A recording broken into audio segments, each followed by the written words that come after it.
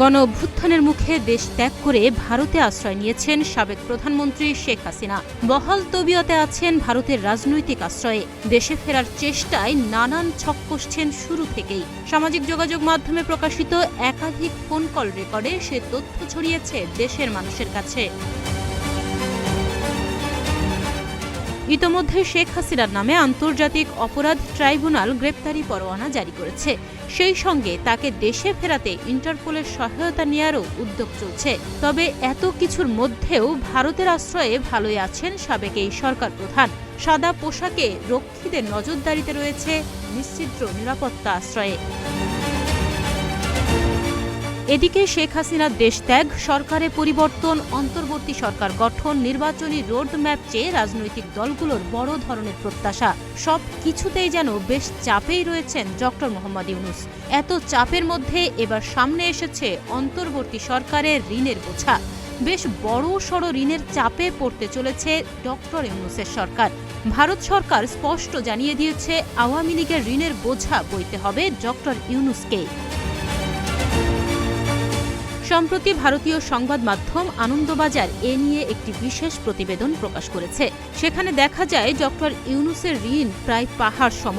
আপাতত বিদ্যুৎ বকেয়ার বিষয়টি নিয়ে প্রবল চাপে রয়েছে বাংলাদেশের অন্তর্বর্তী সরকার।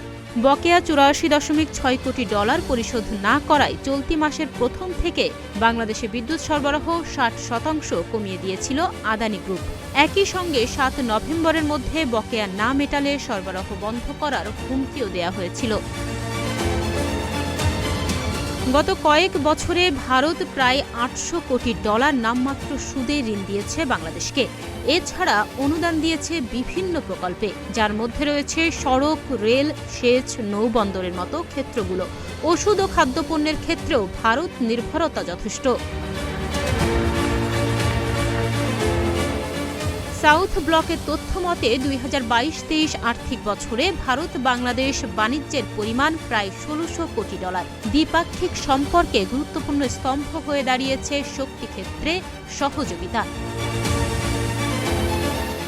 পররাষ্ট্র মন্ত্রণালয় জানিয়েছে, এই মুহূর্তে ভারত থেকে ১১৬০ মেগাওয়াট বিদ্যুৎ আমদানি করেছে বাংলাদেশ।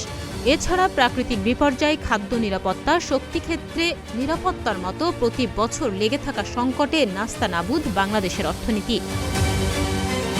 ভারতীয় ওই সংবাদ মাধ্যমের বক্তব্য, এই ক্ষেত্রগুলোতে ভারতের সহায়তা বাংলাদেশের অর্থনীতিকে সামলাতে খুবই জরুরি ছিল। সর্বশেষ পাওয়া তথ্য অনুযায়ী ২০২৩ সালের জুলাই থেকে ২০২৪ সালের মার্চ পর্যন্ত বাংলাদেশ $৫৬৩ কোটি ঋণ নিয়েছে। আওয়ামী লীগের সময়ে ঋণের কিস্তি শোধ করতে হবে এই সরকারকেই।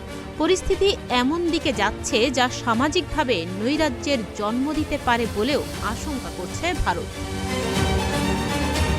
তাহনিয়া ইয়াসমিন, প্রতিদিনের বাংলাদেশ।